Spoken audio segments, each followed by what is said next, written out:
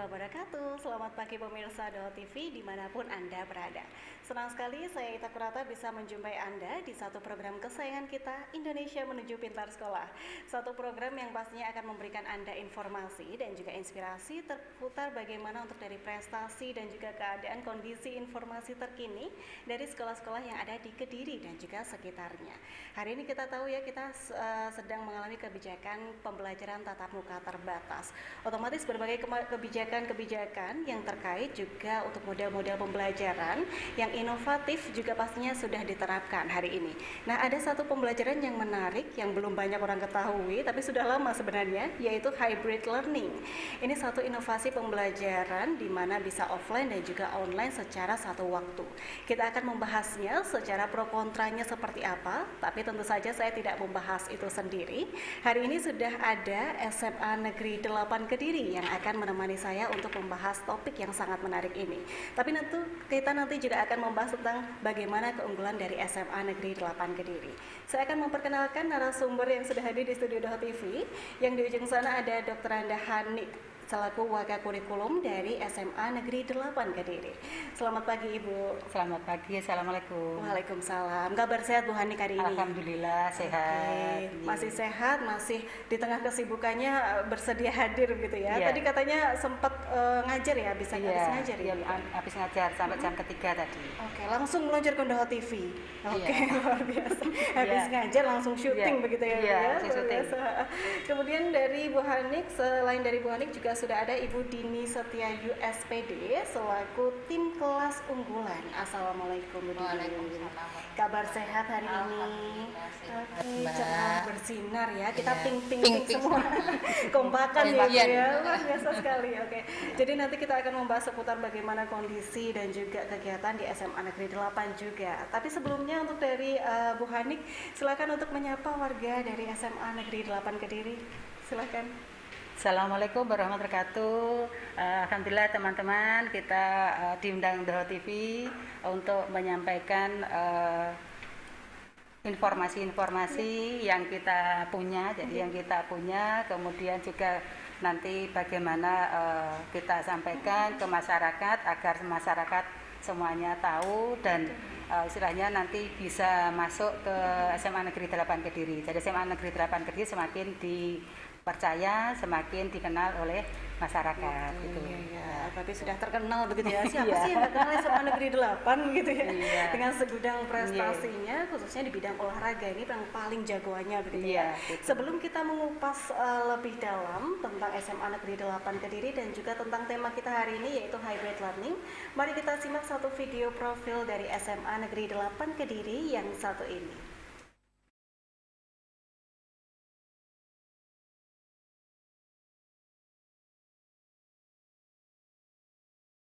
Selamat datang di SMA Negeri 8 Kediri.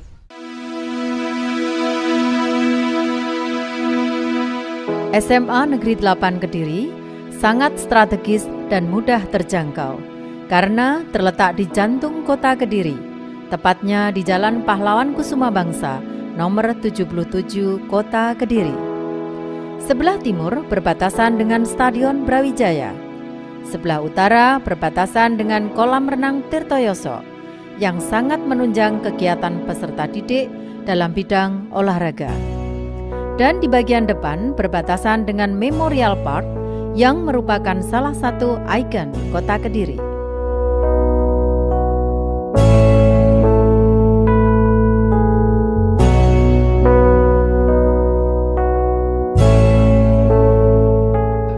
Assalamualaikum warahmatullahi wabarakatuh. SMA Negeri 8 Kediri memiliki sejarah panjang, merupakan sekolah yang terakreditasi A. Berdiri sejak tahun 1991 dengan NPSN 2053432. Berawal dari Sekolah Guru Olahraga atau SGO dan kemudian menjadi SMA Negeri 8. SMA Negeri 8 mengemban tugas menjadi sekolah zonasi di bidang olahraga, memperkuat olahraga. Sekolah ini mempunyai segudang atlet yang berprestasi di tingkat daerah, provinsi, nasional, dan bahkan internasional. Siswa di sekolah ini banyak yang menjadi atlet, yang tergabung dalam pembinaan Pusat Latihan Kota Puslatkot dan Pusat Latihan Dasar Puslatda, bahkan ada yang masuk di pelatihan nasional Pelatnas. SMA 8 Kediri memiliki visi mencetak generasi yang berakhlakul karimah, terampil dan berprestasi. Dengan misi 1, melaksanakan bimbingan sebagai upaya membentuk sikap hidup yang sehat, beriman dan bertakwa kepada Tuhan Yang Maha Esa. 2, melaksanakan fungsi pelatihan sebagai upaya untuk mengoptimalkan perkembangan kecakapan dan keterampilan peserta didik berdasarkan bakat dan minat yang dimilikinya, sehingga dengan bekal keterampilan tersebut dapat memperoleh kehidupan yang layak di era industri 4.0. 3, melaksanakan fungsi pengajaran sebagai upaya untuk mengembangkan iptek, olahraga, dan seni. Wassalamualaikum warahmatullahi wabarakatuh. Bravo SMA Negeri 8 Kediri.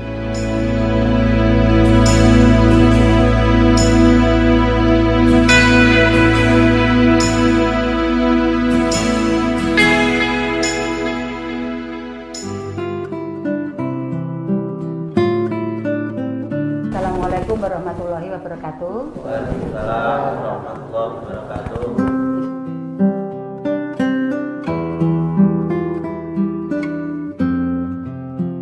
Kemudian di sini harus ada action-actionnya atau kegiatan-kegiatannya tadi untuk membrandingkan olahraga tadi.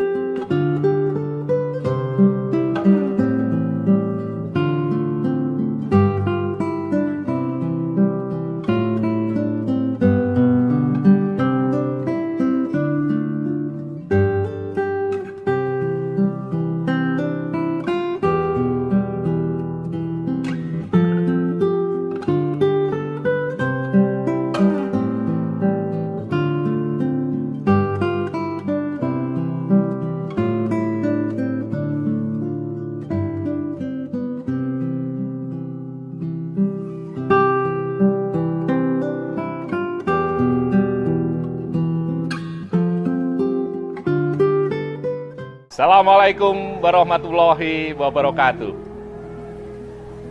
Kami, guru-guru SMA Negeri 8 Kediri, adalah guru-guru yang profesional. Karena kami lulusan dari pendidikan sarjana yang kami mengajar sesuai dengan bidang studi kami masing-masing. Pembelajaran yang kami lakukan sesuai dengan pembelajaran yang dianjurkan oleh pemerintah, yaitu pembelajaran yang interaktif, komunikatif, menyenangkan. Kami juga menggunakan buku-buku yang telah sesuai dengan aturan pemerintah, buku-buku dari pemerintah, antara lain buku-buku referensi, buku-buku pengayaan, dan buku-buku yang lain yang sesuai dengan kurikulum yang berlaku di negeri ini. Kami juga menggunakan metode-metode yang menyenangkan, interaktif, menyenangkan bagi siswa sehingga pembelajaran dapat dilakukan dengan baik. Demikian testimoni kami dari guru-guru SMA Negeri 8 Kediri. Akhirul kalam. Wassalamualaikum warahmatullahi wabarakatuh. Kami orang tua murid, kami sangat mendukung program sekolah karena bertujuan untuk peningkatan mutu siswa dan lembaga. Hal ini terbukti dengan banyaknya alumni yang diterima di perguruan tinggi negeri yang favorit seperti STAN, Polri, TNI, dan lain-lain. Dan sebagian mereka diterima melalui jalur prestasi. Terima kasih. Saya sebagai wali murid dari anak saya yang sekolah di SMA 8 Kota Kediri, di sini mempunyai 2 prestasi, yaitu akademik dan non-akademik, terutama non-akademiknya di bidang olahraga.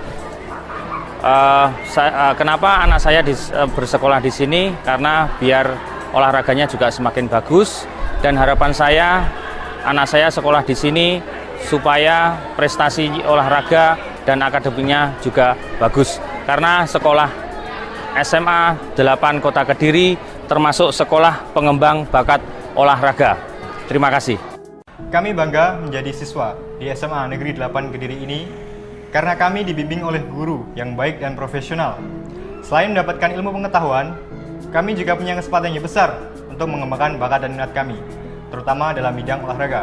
Karena SMA Negeri 8 Kediri ini merupakan sekolah yang berbasis olahraga dan mempunyai segudang atlet yang berprestasi.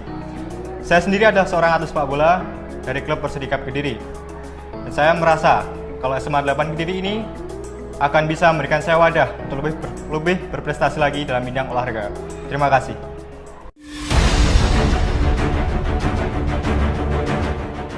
Anda ingin berprestasi?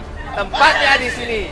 Spadela, maju terus, raih prestasi. Anda berbakat? Mau berkembang? Mari bergabung bersama SMA Negeri 8 Kediri menuju prestasi dan hari depan yang lebih baik.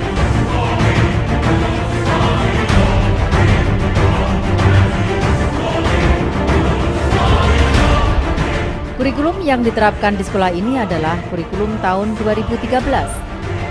Pengembangan kurikulum di sekolah ini tidak hanya menitik beratkan pada aspek ilmu pengetahuan, tetapi juga mengembangkan aspek keterampilan dan budi pekerti. Hal ini terbukti dengan adanya kegiatan intra dan ekstra kurikuler untuk mengisi waktu luang dengan tujuan untuk mengembangkan soft skill dan mengeksplorasi bakat dan minat siswa.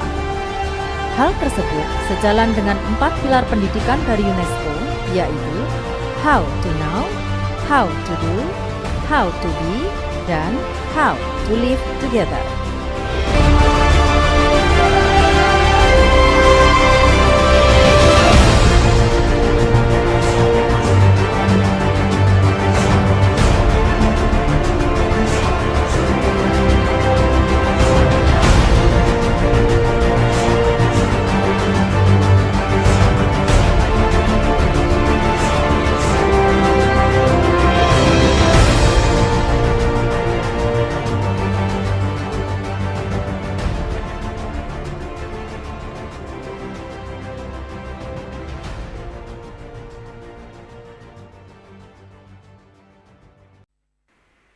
Ya pemirsa, itulah tadi untuk dari video profil dari SMA Negeri 8 Kediri. Itu buatan dari guru-guru ya Ibu ya, Iya. guru-guru SMA Negeri 8 Kediri. Iya. Itu dalam rangka apa? Boleh? Dalam rangka kita masuk dalam SMA zonasi. Jadi kalau yang dulu itu SMA unggulan itu, lah kemudian di situ kita diundang ke LPMP, lah kemudian di sini yang diundang itu TPMPS, jadi tim penjamin mutu pendidikan sekolah internal tadi. Kemudian di situ kita diberi wawasan dan pelatihan untuk mempromosikan sekolah kita keunggulannya tadi apa. Lah kemudian kita ambil unggulan kita adalah bakat olahraga. Jadi bakat olahraga tadi, karena dari bakat olahraga ini anak-anak kita sudah menelurkan hasil yang banyak sekali. Jadi seperti misalnya tidak dipungkiri seperti Bagas sepak bola Persik itu, kemudian Nadeo, kemudian masih banyak lagi yang sekarang ini masih berlaga ya, artinya kan masih aktif juga banyak di situ. Jadi pemain sepak bola itu, kemudian juga ada untuk ekstra yang lain, misalnya kita lomba melukis ya, melukis yang ketika kemarin di UNESA itu juga kesenian kita juga ada. Iya, kesenian juga biasa semuanya diborong ini. Iya, itu ada. Jadi tari juga ada, kemudian juga kita mulai mulai untuk mengerjakan yang kita garap adalah otak kirinya, yaitu otak yang akademiknya. Ya, otak kanan kan sudah tidak diragukan lagi seperti itu. Iya, seperti itu. Oke, luar biasa. Ini kalau misalkan masyarakat Kediri sudah pasti mengenal SMA Negeri 8 sebagai sekolah yang memang brandingnya adalah di olahraga. Dan juga memiliki predikat sekolah bakat olahraga. Itu nanti ketika di pembelajaran sehari-hari juga ditekankan dalam olahraga juga Ibu. Jadi diberikan treatment tertentu begitu. Pembelajarannya nanti digarap di ekstra. Jadi di ekstra kalau misalnya di dalam akademik itu nanti pasti tidak bisa nyambung, waktunya kurang.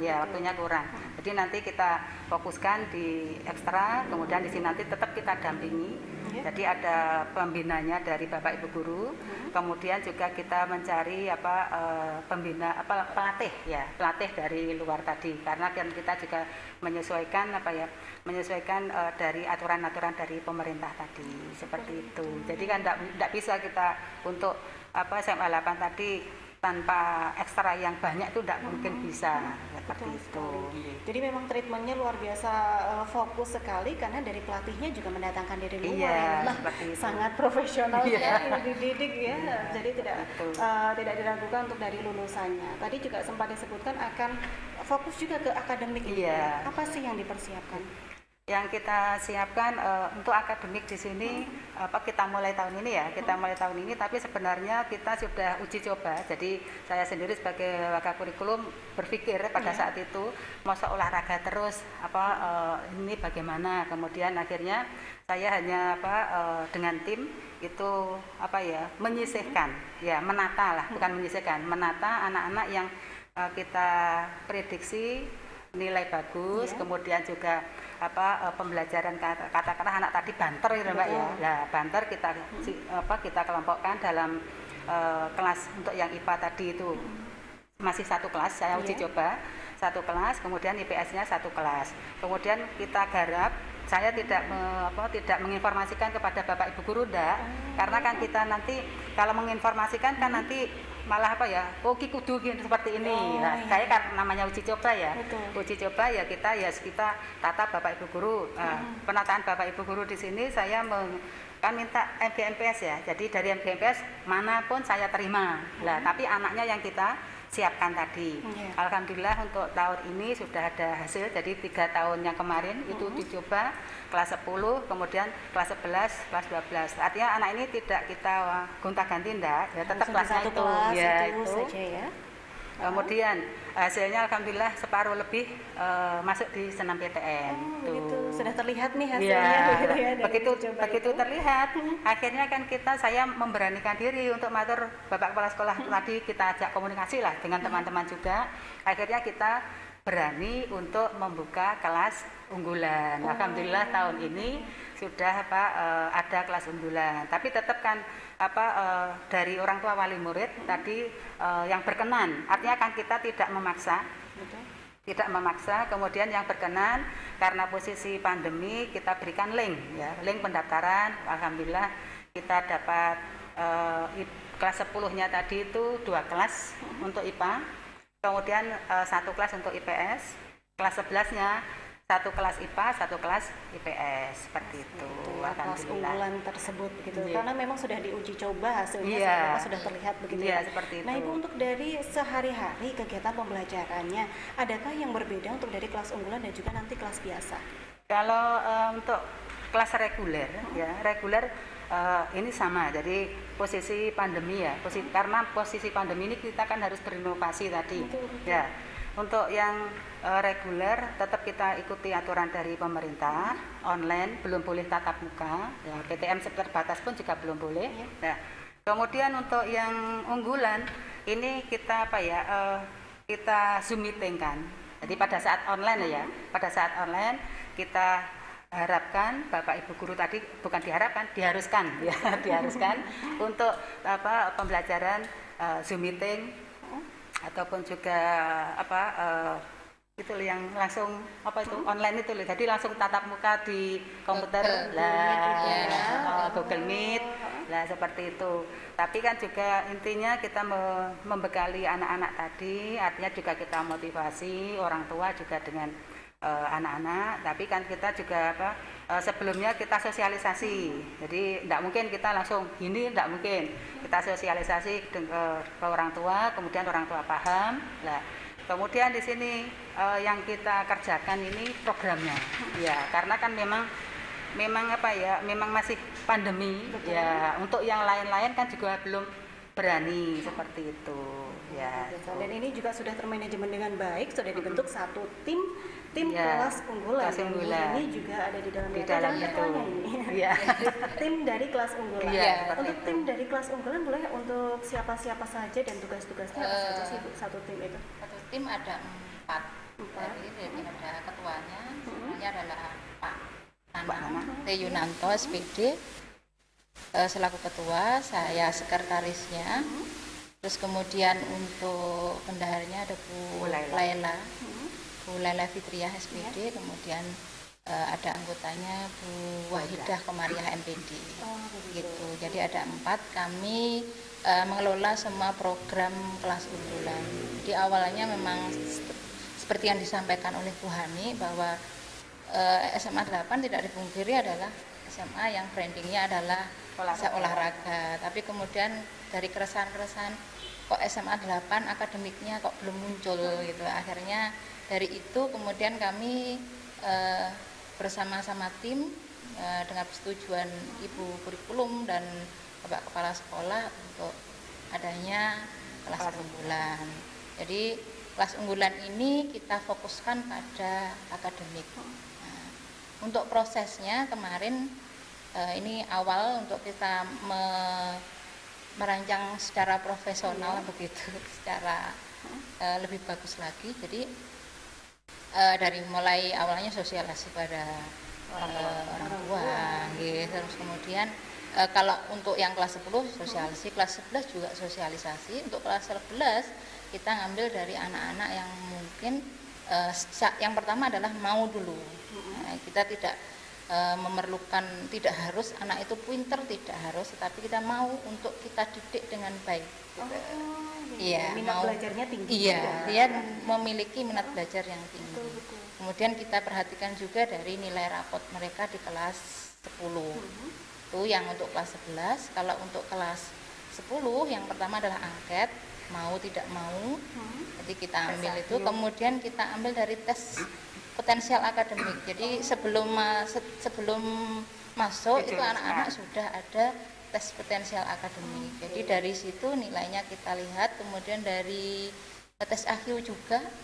Nah, dari situ kemudian kita ranking, kemudian kita ambil anak-anak itu bisa masuk unggulan. Seperti itu. Jadi nggak hanya dari potensinya seperti apa, tapi kemauan dari siswa. Iya, yang pertama itu. Yang pertama mau dulu, gitu. Mau dulu kita didik, karena memang untuk kelas unggulan ini yang pertama secara selain akademik kita juga ingin meningkatkan karakter anak-anak.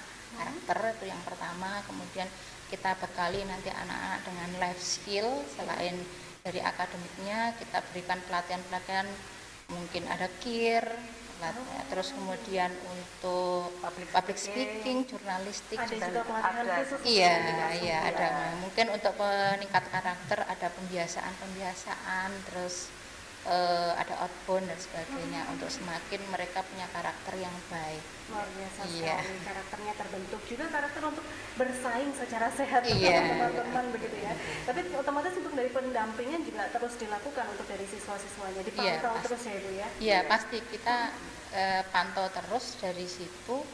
Setiap bulannya kita memantau penilaiannya juga. Dari Bapak Ibu Guru kita minta untuk terus melaporkan bagaimana perkembangan anak-anak. Jadi kalau ada masalah di tengah, kami segera mencikapi itu supaya nanti di akhir semester anak-anak bisa mendapatkan nilai yang benar-benar bisa bagus hasilnya, supaya nanti, karena memang branding kita untuk di kelas unggulan itu adalah anak-anak bisa masuk ke perguruan tinggi negeri melalui jalur senam PTN dan SBM. Jadi akhirnya dari mulai awal itu penilaian memang kita kawal, supaya kalau memang anak kurang, kita bisa meminta kepada Bapak Ibu Guru untuk memberikan perbaikan remedi seperti itu. Otomatis ini tidak hanya fokus ke siswanya saja, tapi kepada gurunya juga.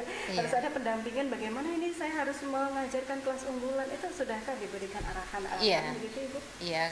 Untuk guru Bapak Ibu Gurunya kami memang memilih dari Bapak Ibu Guru yang awalnya memiliki pengetahuan, kompetensinya lebih, kemudian IT-nya lebih bagus, karena memang di pembelajaran harus menggunakan IT. Terus kemudian apalagi sekarang pandemi harus online, harus menggunakan Google Meet, Zoom Meeting dan sebagainya.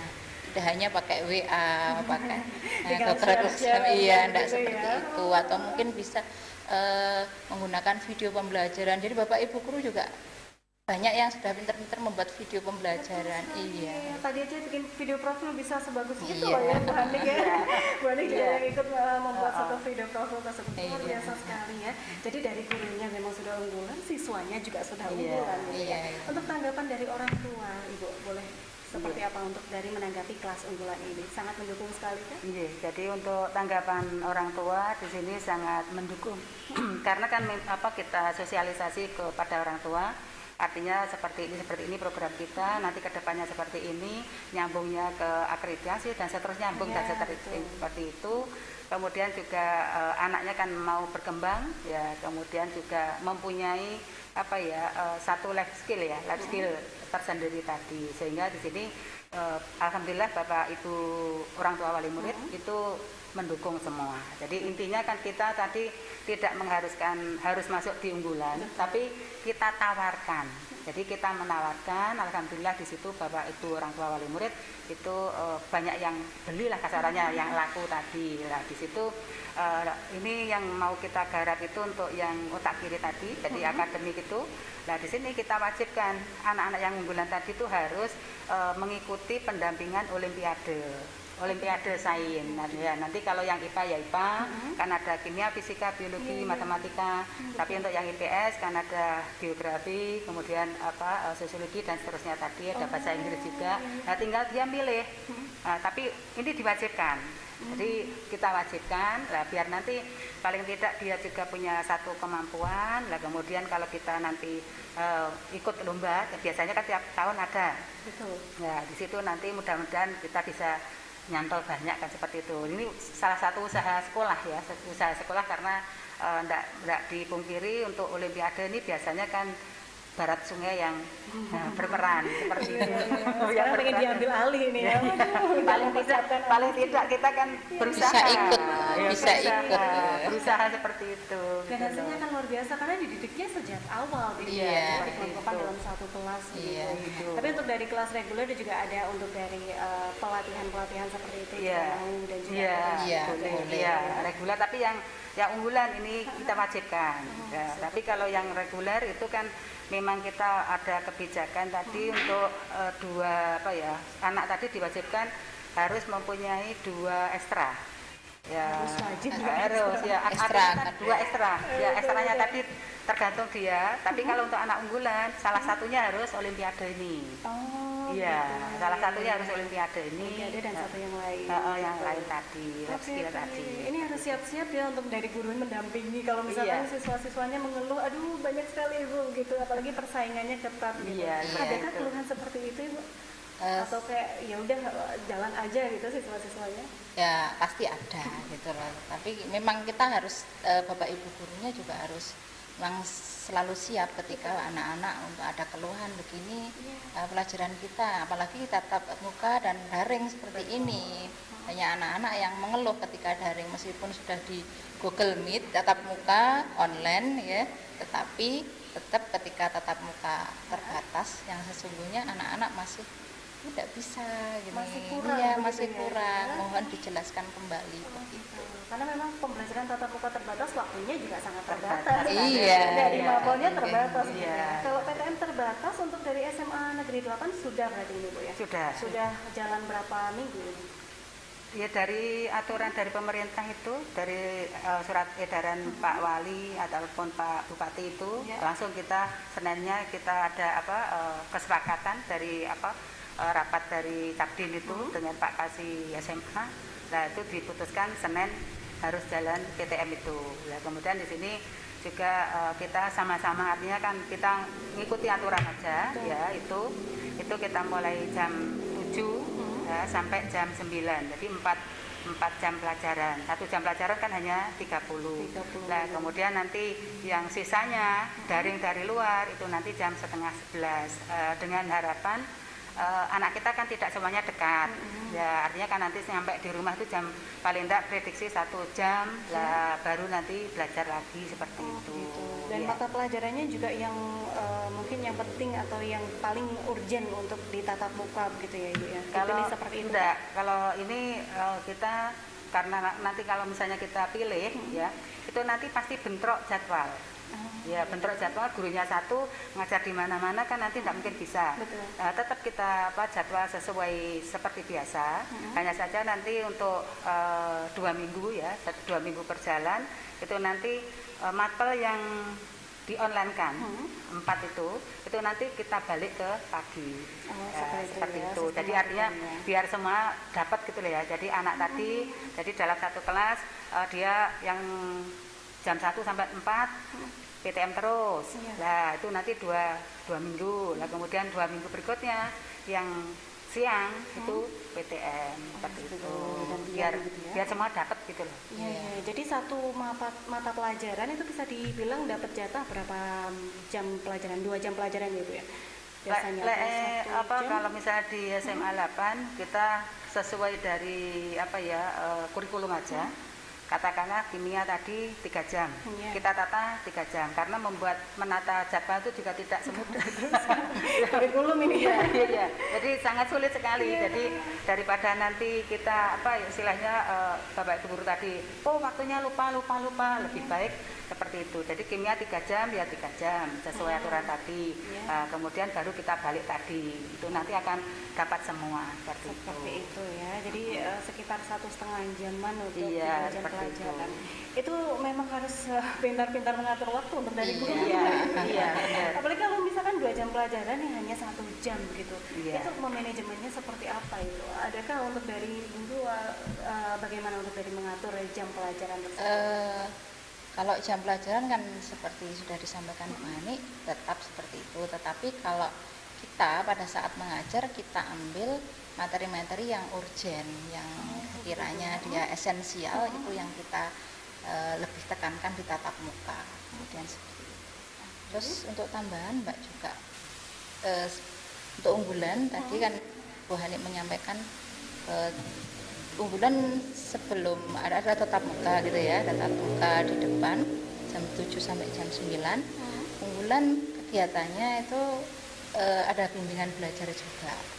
Nah, di situ mulai dari jeda-jeda antara jam 9 sampai setengah 11 itu ada bimbingan belajar tatap muka. Jadi unggulan selain mendapatkan tatap muka dari jam 7 sampai jam 9 juga ditambah dengan bimbingan belajar untuk mata pelajaran yang lebih penting gitu dari jam 9 sampai setengah 11. Gitu, ada tambahan sendiri untuk dari. Iya, karena memang program kita di unggulan yang pertama ada bimbingan belajar, kemudian ada pelatihan tadi, kemudian ada pembimbingan karakter, terus diwajibkan untuk anak-anak ikut ekstra yang akademis, jadi sudah disampaikan oleh Bu Ani.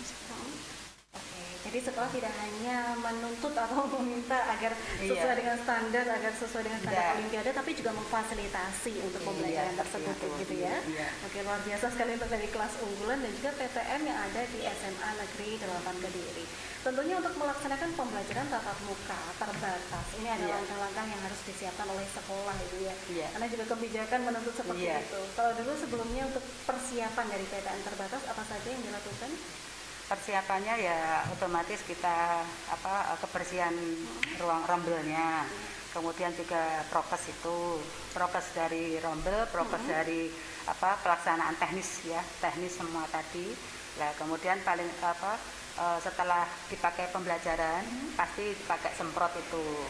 Ya, kemudian juga istilahnya internetnya, kemudian juga semualah. Jadi persiapan tadi itu harus kita siapkan. Jadi seperti itu karena sudah boleh PTM itu aja sudah alhamdulillah sudah senang banget ya.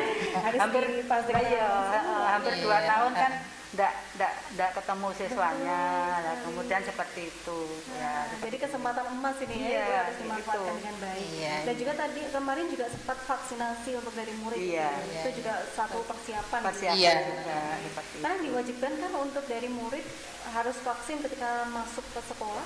Pada saat surat edaran itu keluar, kemudian kurikulum diajak komunikasi dengan Pak Kasih, itu sebenarnya tidak ada kewajiban untuk siswa untuk vaksin. Yang diwajibkan adalah Bapak Ibu guru dan karyawan tadi, dan persiapan lingkungan tadi seperti itu. Tapi namanya orang kan juga ingin sehat. Nah, akhirnya kan kita juga berusaha. Alhamdulillah yang kemarin itu dapat berapa ya, sudah 600 siswa, belum yang dari luar-luar anak tadi seperti itu. Itu yang hari kapan itu vaksinasi di SMA 8 ya. Nah, itu 600 orang, 600 siswa seperti itu. Ini kan sudah paling tidak sudah persiapan kita. Betul, seperti itu. Malah apa ya istilahnya, anak-anak itu pengennya memang masuk. Ya, jadi anak kalau Bapak Ibu guru sendiri juga lebih enak masuk. Karena apa? Karena kan untuk yang online tuh sulit dideteksi anak ini tadi itu masih ada atau enggak. Ya, kemudian dia kemudian pasti pekerjaannya enggak mungkin bisa maksimal. Paham atau enggak juga paham tahu kan ya. Paham. Iya, paham enggak tahu seperti itu. Dari guru juga pengen masuk, dari siswa juga pengen masuk, orang tua apalagi. Ya, orang tua kan pasti pusing nanti kalau enggak segera dimasukkan, anak saya dolan kemana ini lah, seperti itu. Makanya kita buat edaran ke orang tua, PTM mulai sekian, jam sekian dan seterusnya. Tapi tentu saja dari orang tua ada yang memiliki kekhawatiran tersendiri tentang pembelajaran tatap muka terbatas. Nah, itu untuk menanggapi seperti itu seperti apa Ibu? Jadi jelas di sini kita yang anak-anak yang kita hadirkan ke sekolah itu memang anak-anak yang diperbolehkan sama orang tua. Jadi kita buat link untuk persetujuan orang tua. Itu langkah kita. Nah, kemudian juga anak-anak tadi itu juga ada informasi ataupun juga absensi dari Bapak Ibu wali kelas ya di situ. Nah, sehingga di situ nanti bisa nyambung di situ. Seperti itu. Kalau misalkan dari orang tua tidak mengizinkan begitu, jadi sekolah juga memfasilitasi untuk agar anak tersebut tidak tertinggal begitu. Iya, jadi untuk anak-anak yang tidak diperbolehkan itu tetap kita online kan, ya tetap kita online kan, tapi nanti tugas-tugas harus juga masuk seperti itu. Kewajibannya tetap seperti itu. Iya. Jadi seperti dengan tema kita hari ini yaitu hybrid learning. Ini jadi satu solusi di mana kalau misalkan orang tua itu khawatir kalau misalkan anak-anak masuk nanti terpapar virus COVID begitu kan. Jadi online saja tapi juga ada yang offline. Kalau di SMA Negeri 8 berarti sudah dilaksanakan untuk program ini. Alhamdulillah sudah. Kita dikasih gambaran seperti apa pelaksanaannya. Ya, pelaksanaannya itu tadi. Jadi pagi tadi itu anak-anak PTM, ya. Kemudian nanti disambung yang siang itu nanti online-nya dari rumah. Kemudian juga katakanlah mengirim tugas harus ke GC, harus kemana, itu kan online-nya tadi seperti itu. Nah, kemudian untuk PTM-nya kita tetap yang dibolehkan orang tua. Kemudian tadi kita balik tadi ya jadwal ganjil genap dan seterusnya tadi. Nah, tapi nanti kita juga tidak tahu ada edaran lagi atau bagaimana. Kalau memang sudah diperbolehkan, alhamdulillah. Artinya kita juga tidak kesulitan untuk mencari banyak anak yang tidak bisa hadir itu kemana itu loh. Nah, sebenarnya kita BK kita sudah kita informasi dengan Bapak Ibu wali kelas, sudah kunjungan juga. Tapi namanya anak itu ya seperti itu, ya banyak yang seperti itu. Kemudian juga orang tua berserta anaknya dihadirkan juga seperti itu. Masih tetap dia tidak mau hadir. Lah itu mungkin ini bagaimana? Lah ini kan makanya saya sendiri sebagai kurikulum tuh lebih senang ayo dan masuk semua aja deh. Pusing-pusing ya nata jadwalnya offline online. Kemudian juga artinya anak tadi ini keberadaannya itu bagaimana kan seperti itu. Tidak terdeteksi bagaimana gitu ya. Udah langsung hadirkan saja semuanya gitu. Nah, kita berdoa agar kondisinya tetap membaik dan bisa seperti itu. Harapan kita seperti itu. Karena sepertinya sudah jenuh online gitu ya. Iya, untuk 2 tahun. PTM terbatas tapi tetap banyak online ya Mas. Iya, jadi double itu. Bapak Ibu guru kan juga double kerjaannya. Kita juga memfasilitasi bagi anak-anak yang kemungkinan anak-anak kita kan tidak semuanya mampu secara ekonomi, internet tidak punya, misalkan pulsa tidak punya dan sebagainya. Kita memberi wadah juga anak-anak untuk bisa mengerjakan tugas-tugasnya yang online di sekolah. Kita ada sediakan lab untuk anak-anak. Silahkan jika kalian memang tidak mempunyai paket data atau wifi, silahkan bisa datang ke sekolah untuk mengerjakan tugas-tugasnya, kemudian diupload sesuai misalnya di Google Classroom dan sebagainya. Oke, jadi banyak cara ya untuk memaksimalkan dari pembelajaran, khususnya untuk tadi hybrid learning. Untuk pelaksanaan, apalagi ini mata pelajaran matematika ya Bu Dini ya, mengaku mata pelajaran matematika yang kalau misalkan nggak dijelaskan itu siswa suka kurang paham begitu ya. Kalau untuk kemarin dan juga saat ini PTM terbatas, metode-metode yang digunakan seperti apa itu? Metode kami kalau online tetap kita memberikan bisa Google Meet, kemudian nanti kita berikan file untuk, atau mungkin juga kita berikan lembar kerja. Jadi anak-anak misalkan menemukan rumus, berarti anak-anak itu kita ada lembar kerja terstruktur supaya anak-anak bisa menemukan rumus itu. Jadi tidak hanya melulu dari guru yang menyampaikan, tapi anak bisa menemukan rumus-rumus itu. Kemudian kita berikan contohnya juga, contoh itu juga kemudian kita berikan contoh terstruktur, anak menemukan, akhirnya anak bisa mengerjakan tugas-tugas yang diberikan berdasarkan rumus-rumus yang dia ketemukan dan juga dia pelajari dari buku yang telah diberikan. Kalau itu online. Untuk yang tatap muka, kami cenderung untuk sharing kepada anak-anak mana materi yang kami kemarin sampaikan yang belum jelas, nanti kita perjelas di saat tatap muka. Jadi momen di mana siswa bisa menyampaikan keluh kesahnya, keluh kesahnya saya kurang ini, berarti ini kurangnya begini, anaknya akhirnya bisa memahami. Karena memang ya pelajaran saya tidak semua anak berbakat di matematika, begitu, hanya anak-anak yang cerdas mungkin yang bisa seperti itu. Nah, untuk yang anak-anak yang tidak cerdas, bukan tidak cerdas, tidak berbakat, itu bisa dilatihkan sehingga anak-anak juga bisa memiliki kemampuan yang sama dengan anak-anak yang cerdas. Jadi lebih banyak interaksinya ya, matematika secara offline. Kalau di kimia Ibu, kan kimia banyak eksperimen tuh.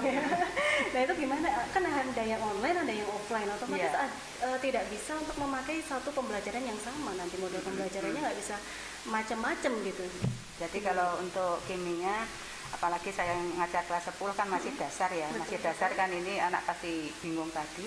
Kita berikan gambaran, jadi ilustrasi, kemudian juga nanti untuk sedikit praktikum yang sederhana. Jadi misalnya bakar kertas, ini menunjukkan bahwa perubahan kimia dan seterusnya itu.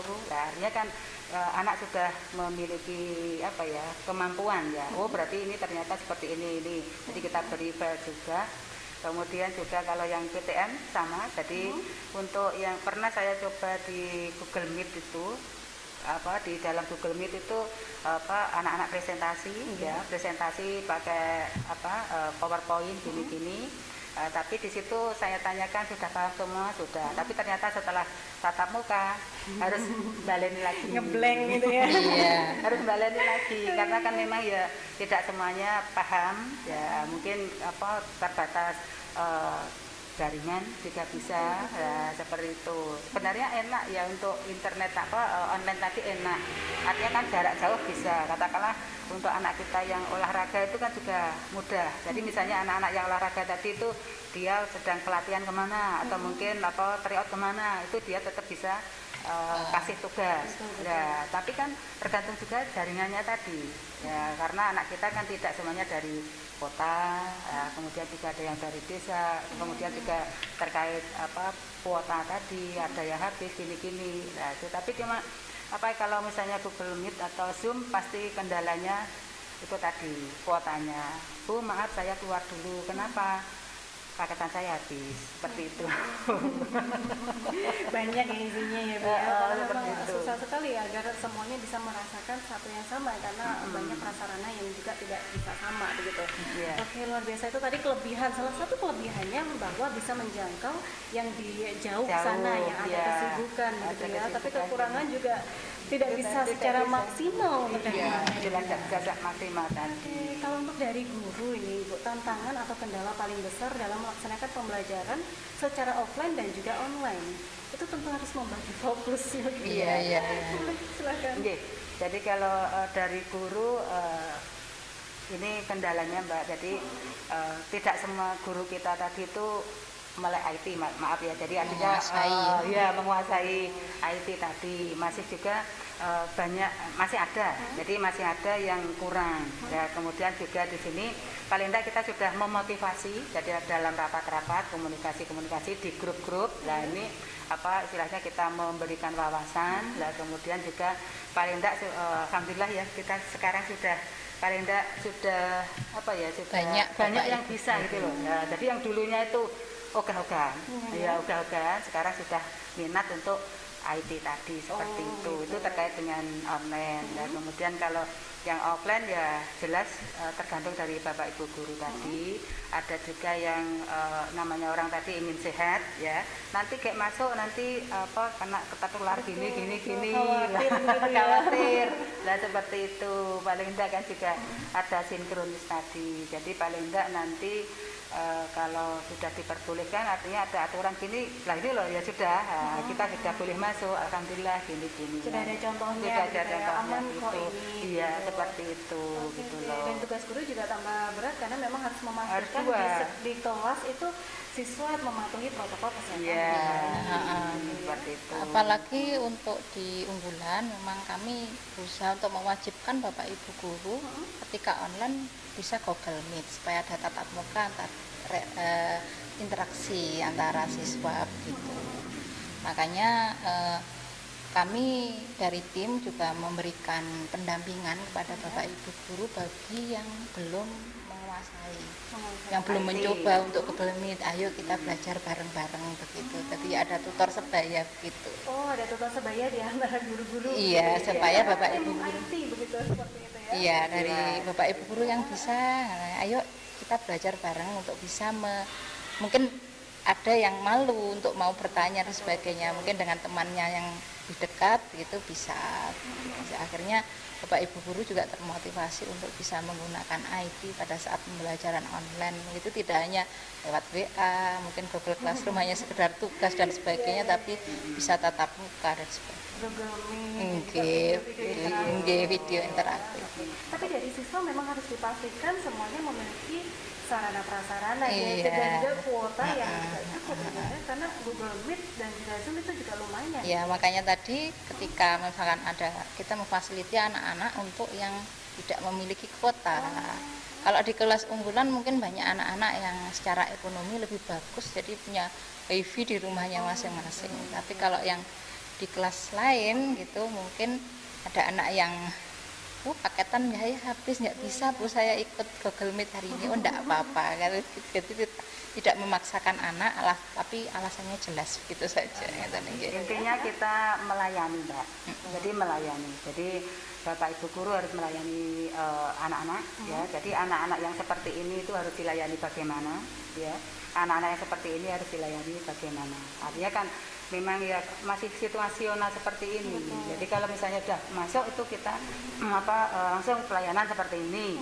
Tergantung Bapak Ibu guru nanti metodenya bagaimana. Tapi kan ini masa-masa sulit gitu loh. Ya masa-masa sulit akhirnya ya kita harus mau enggak mau tuh harus ya wis bagaimana. Yang penting adaptasi lah seperti itu gitu. Jadi Bapak Ibu guru juga kita dampingi. Biasanya saya cuma ngomong sama teman-teman yang muda-muda itu, ayo tolong dampingi Bapak ini, kalau ini gitu, akhirnya bisa, ya Bu itu tadi. Ini bisa jadi satu momen di mana untuk peningkatan kualitas guru, ajang guru untuk menerapkan model-model yang baru. Seperti itu. Dan difasilitasi oleh sekolah tentu saja. Iya, seperti itu. Jadi luar biasa sekali dari persiapan SMA Negeri 8 Kediri untuk dari PTM terbatas karena sudah menerapkan hybrid learning di mana banyak sekolah yang masih belum ini Bu ya. Jadi masih fokus kalau nggak online saja ya offline saja begitu aja menggabungkan keduanya seperti itu. Tapi otomatis harus ada peran dari orang tua di sini yang juga ikut dilibatkan. Iya. Seperti apa ini? Peran orang tua ya tetap kita sosialisasi tadi seperti itu, kemudian juga istilahnya kita komunikasi dengan Bapak Ibu komite ya. Bapak Ibu komite, kemudian kita laporkan seperti ini gini-gini, kemudian itu. Oke, jadi seperti yang dari peran orang tua ke PTN terbatas. Pemirsa, kita masih ada pembahasan seputar yang lain, seputar bagaimana untuk hybrid learning diterapkan di SMA seperti apa, dan ini kita mengambil dari sudut pandang seorang guru SMA Negeri 8 Kediri. Tapi kita akan membahasnya setelah jeda iklan yang satu ini. Tetap saksikan Indonesia Menuju Pintar Sekolah. Kita bisa jumpa lagi di sekolah. Doa yang kita bersama saling jaga agar sehat selamat. Yo oh oh yo yo. Seru belajar kebiasaan baru. Oksigen konsentrator merupakan salah satu alat untuk memenuhi kebutuhan oksigen bagi pasien COVID-19. Alat tersebut dapat mengonversi udara menjadi oksigen medis hanya dengan disambungkan ke aliran listrik. Dapatkan segera hanya di Toko Sarana Medika Utama, depan Rumah Sakit Baptis Kediri. Telepon 085 335 017 009. Waspada bakteri dan virus di sekitar kita. Virus corona telah menjangkit ribuan orang dan telah menyebar ke 16 negara. Bagaimana mencegah tertular virus corona ini? Menggunakan masker saja tidak cukup untuk mencegah penyebaran virus corona, karena ukuran virus corona yang hanya sekitar 0,1 mikron tidak dapat dihadang oleh masker umum yang hanya dapat menyaring partikel berdiameter 0,3 mikron. Kita juga harus sering mencuci tangan dengan bersih, juga menghindari kontak fisik dengan orang yang sakit, dan lengkapi asupan untuk meningkatkan sistem imun tubuh dengan mengonsumsi MyBio Susu Kolostrum. Karena MyBio Susu Kolostrum sangat bermanfaat untuk meningkatkan daya tahan tubuh, membantu proses penyembuhan, serta proses pertumbuhan. Dengan rutin mengonsumsi MyBio Susu Kolostrum, akan membantu mencegah tubuh kita tertular dari serangan virus penyakit yang berbahaya. MyBio Susu Kolostrum. Start your healthy life today.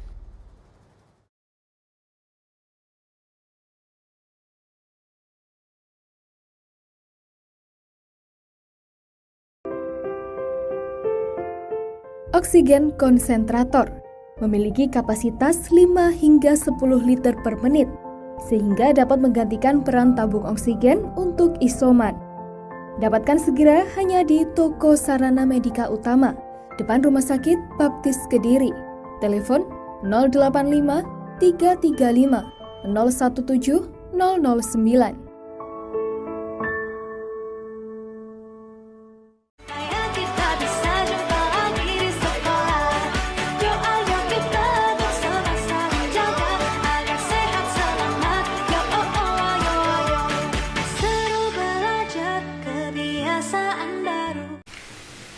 Terima kasih Anda masih di Indonesia Menuju Pintar Sekolah bersama SMA Negeri 8 Kediri. Kita masih membahas tentang hybrid learning, yaitu tentang pembelajaran yang memang digadang-gadang akan menjadi model pembelajaran di masa depan, karena memang canggih sekali begitu ya Bu ya. Dalam satu kelas ada yang offline dan juga ada yang online.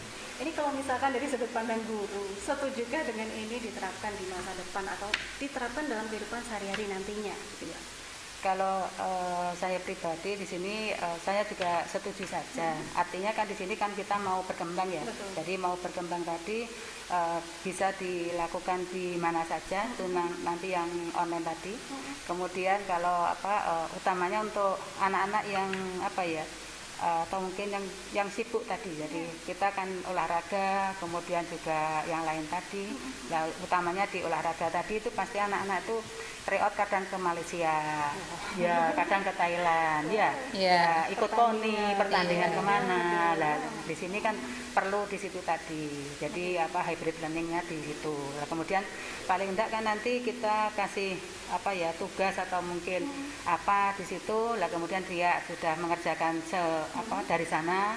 Kemudian bukti fisiknya nanti bisa dicetak pada saat dia pulang atau mungkin bagaimana tadi lebih mudah begitu. Lebih mudah gitu. Belajar tidak terbatas ruang dan waktu seperti itu.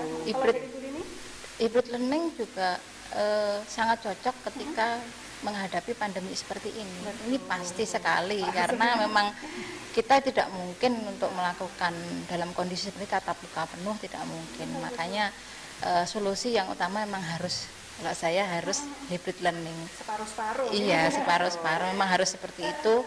Makanya saya tekankan ketika di kelas, anak-anak harus bisa menyesuaikan diri dengan kondisi yang ada sekarang.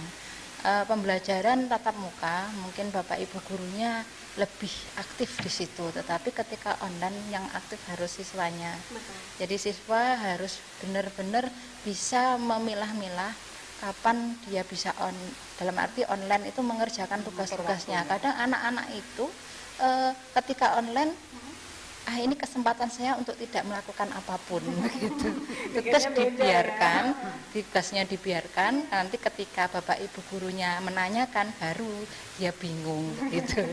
Jadi ini hybrid learning sangat cocok ketika dalam masa pandemi seperti ini, apalagi untuk anak-anak yang tadi disampaikan Bu Hani, anak-anak yang mungkin harus keluar negeri, harus keluar kota karena pertandingan, dia bisa melakukan pembelajaran lewat online, meskipun yang lainnya bisa tatap muka.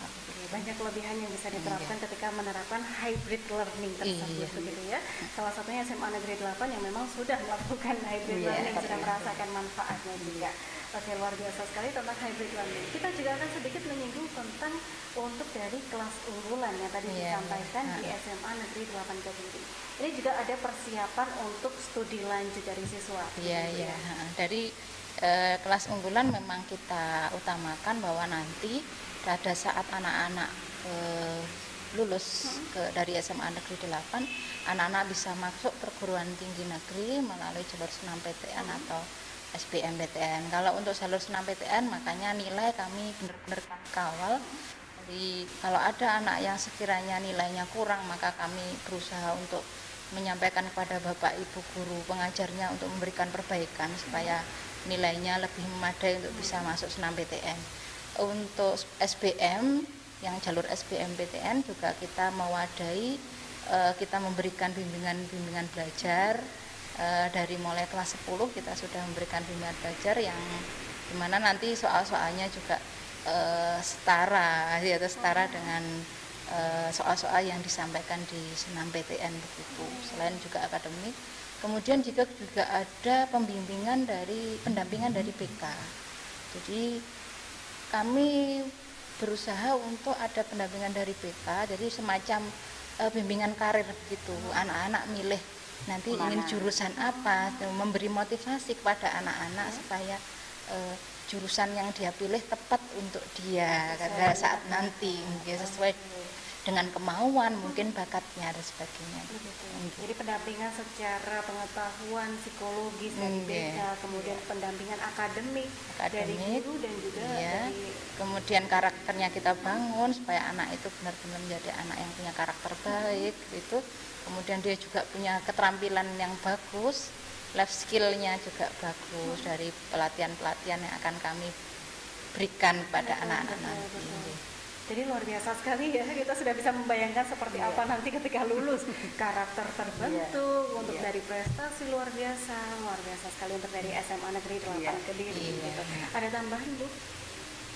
Tambahnya mungkin di sini Mbak, artinya untuk hybrid learning tadi ya di sini kita setuju untuk yang campuran tadi, tapi di sini harus ada PTN-nya ya. Jadi artinya kan istilahnya ini kan yang digembar-gemborkan itu kan ada kurikulum penggerak itu. Nah, kemudian di sini paling tidak ada PTN-nya tadi itu. Nah, karena dari mau tidak mau PTN ini mesti harus ada seperti itu tadi. Jadi kalau tidak ada ya balik lagi di pandemi itu full online begitu ya, nggak bisa nyambung. Betul bilangnya paham ternyata sama sekali nggak paham. Kalau online memang harus siswanya yang aktif begitu ya. Jadi benar nggak boleh, istilahnya dalam bahasa Jawa menjagakan gurunya. Menjagakan, nggak boleh ya, karena memang boleh guru seperti hanya sebagai itu ya. atau pendamping. Iya, pendamping. Untuk guru ceramah terus itu, aduh model pembelajaran makanya kalau di matematika kita buat ada lembar kerja terstruktur supaya anak bisa menemukan itu. Tadi kalau di mata pelajaran saya seperti itu. Lebih aktif, anak-anak udah. Pemirsa, itu tadi untuk dari pembahasan kita seputar hybrid learning, pro kontra sistem pembelajaran hybrid learning di masa pandemi bersama SMA Negeri 8 Kediri. Luar biasa sekali, banyak sekali informasi yang telah kita dapatkan dari Bu Hamik dan juga Bu Dini. Sebelum closing dan juga menutup program kita hari ini, boleh silahkan dari Bu Hamik menyampaikan closing statement, boleh kesimpulan dan juga untuk menyapa kembali warga SMA Negeri 8 Kediri. Jadi alhamdulillah teman-teman, khususnya warga SMA Negeri 8 Kediri, kita sudah diundang diundang The Whole TV ya untuk menyampaikan program-program kita untuk mempromosikan ke masyarakat luas sehingga nanti kita lebih dikenal dan lebih diminati ya, lebih diminati di sini. Artinya kita kalau bekerja tadi itu ada manfaatnya banyak, itu kan seneng seperti itu gitu loh ya. Tadi itu Terima kasih untuk dari Bu Hamik selaku kuota kurikulum dan juga Bu Dini atas kehadirannya di studio Doa TV. Informasi, inspirasi banyak sekali dibagikan hari ini. Semoga kita bisa silaturahmi kembali dengan informasi yang baik. Terima kasih. Nah, pemirsa, itu tadi dialog kita bersama SMA Negeri 8 Sekolah Unggulan yang juga merupakan ada untuk dari kelas unggulannya juga memiliki banyak kelebihan, prestasi-prestasi di bidang akademik dan juga non-akademik. Luar biasa sekali. Nah, pemirsa, saya Ita Kurata pamit undur diri. Terima kasih sudah menyaksikan Indonesia Menuju Pintar Sekolah. Saya pamit. Wassalamualaikum warahmatullahi wabarakatuh. Waalaikumsalam. Waalaikumsalam.